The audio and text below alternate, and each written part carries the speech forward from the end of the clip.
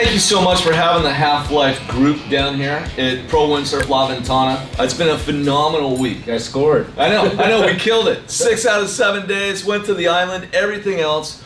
Wyatt is the brand manager at Slingshot for Wind Sports. And so it's so cool to be down here. I think of this as kind of part of the Slingshot R&D Center, right? It really is. I mean, as soon as winter hits up in Hood River, Oregon, I open this place up, and we're just constantly funneling all the new products down here for testing. And a big part of that is like bringing in crews who come in to use all the gear, and so we get to see directly how the consumer reacts to brand new products before they hit the market. So it's really helpful for us to get that like inside view on how people are gonna. And besides, for us, it's really fun. Yeah. So like the Half-Life group that came down have different levels of abilities, and so they get to try out the different products and see what works for them. Yeah. Allows us to look at different how the different wings work and the different boards, and just for you to be more educated in terms of as you craft your products, and for me, become more educated to make sure that I match the right products with the right person. Exactly. Of things that we saw, we saw the Sling Wing V3. We rode that. That was interesting.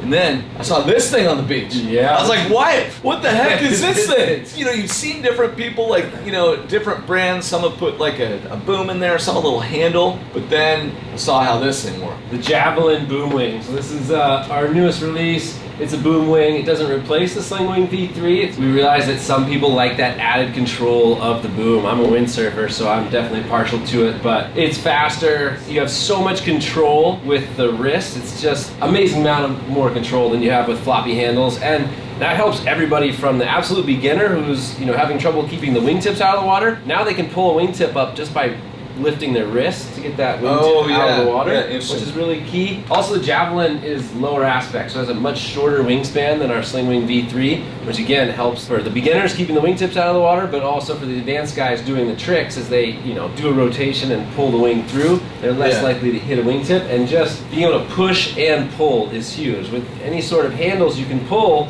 but you don't have that push ability. Because the handle kind of collapses as you push. Yeah, you're almost better off just putting your hands into the strut. So the boom wing is, I don't know, it's definitely my favorite. I'll be a boom wing user going forward for sure. A couple of our team riders still prefer the Sling Wing V3, a little softer feel. You definitely have a very rigid feel with the Javelin, and it kind of changes the way I ride. I ride more powered up. I'm more likely to go into a hard carving turn by kind of oversheeting like a windsurfer would, and just staying powered up. But also the ability to ride with one hand is huge with the boom, and the ability, if one arm's getting tired, you can kind of adjust your grip so that it's pulling on one arm more than the other, so you can kind of change that grip there. That's really huge, but it still has great packability. So the boom is actually 2 pieces, and the smaller sizes from 4.0 and down will only use half the boom. So it'll just be that one boom section on the smaller sizes. Oh, gotcha. And then you have this push pin system that connects your second piece, and that'll go for the sizes 4, 5, and up. You'll use the whole size. This is a 4, 5 here with the full size boom. And it's the same easy push pin connection to connect it, and it's just rigid as heck. I mean, you don't really move a ton. You don't feel the the 2 parts chain orientation. So if you're traveling, like let's say you're going to fly from Seattle down to Cabo, theoretically, to come up here to La Ventana to go, this boom would be something you'd probably just put right into your board bag. Yeah, put it right in your board bag. It fits nice and easy in there. Another key feature is it's got this this tensioning strap here. So usually for full power you're going to leave it loose, but it does give you the ability on the fly. You can crank that down and pull in the canopy a bit, so flatten it, and it flattens it, and it really does reduce the power significantly. And then I can just hit it with my thumb there and loosen it back up to get full power. So I like that little bit of added adjustment there, but it's just such good control.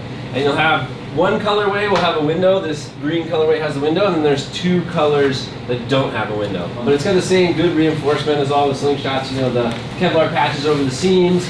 The elbows, again, you'll see are totally covered, because that's what you're going to whack on the ground when you're skateboarding with it. But I think for beginners, really going to help you keep that wingtip up. We'll find that the rigid handles is really good for beginners, and then the freestyle guys like me really like the boom wing. if you're just into drifting and surfing swell, it's not going to ride as well by the leading edge handle because you do have some weight kind of little far bit back in the boom. Yeah. And so the people who are interested, you know, maximum packability, and they're really just going for only riding swell and they want to spend a lot of time on the center handle, I think they're still going to choose like a Slingwing V3. Yeah. A little lighter weight, a little bit better flying off the center handle. But for beginners, for speed people, for freestyle people, I think they're all really going to like this boom and just the incredible added control it gives you. You know, in terms of being able to push on it if you want a backwind Yeah. and have a nice solid thing to hold on to, I think it's super interesting. I encourage you to get out there and try it. For tacking too, oh my gosh, when you're doing a tack with a boom instead of handles, you're like, I can't believe this is so much easier. You never have to look, you never have to think about where you're grabbing, it's just always right there. I really like it. It's a good crutch in the tack. So that's the Slingshot Javelin. Wyatt, thanks so much once again for having us down here at Pro Windsurf La Ventana. If you want to come down here and ride this gear, I'll put the URL right there. I'll even give you a bottle of tequila you can take home with you if you let Wyatt know that I sent you on down here. Heck Please yeah. subscribe to the YouTube video. Most importantly though, get out there and have a lot of fun. You know, you're not going to become a better foiler sitting there watching this video. No, I'm kidding. You might. Hey, do we have one tip? Should we give one tip? Yeah, let's give them one tip. I think the biggest thing I see with beginners who are just starting out is they have too narrow a stance on the board. And so what'll happen is they'll start going, but because they have this narrow stance, they'll constantly do a wheelie and then touch down. The foil will lift into a wheelie and touch down, lift into a wheelie and touch down. And if you actually have a much wider stance, you'll keep that board in the water longer until you build an extra 3-4 knots, and then it'll lift nice and even and flat and smooth. So anytime you're having the problem where you're doing a wheelie and dropping down, doing a wheelie and dropping down, get that Laird Hamilton stance. Really nice and wide. Copyright, registered trademark of Laird Hamilton. No, I'm kidding. All right, guys, thanks so much. Subscribe. We'll see you again soon, and check out our other videos. Cool.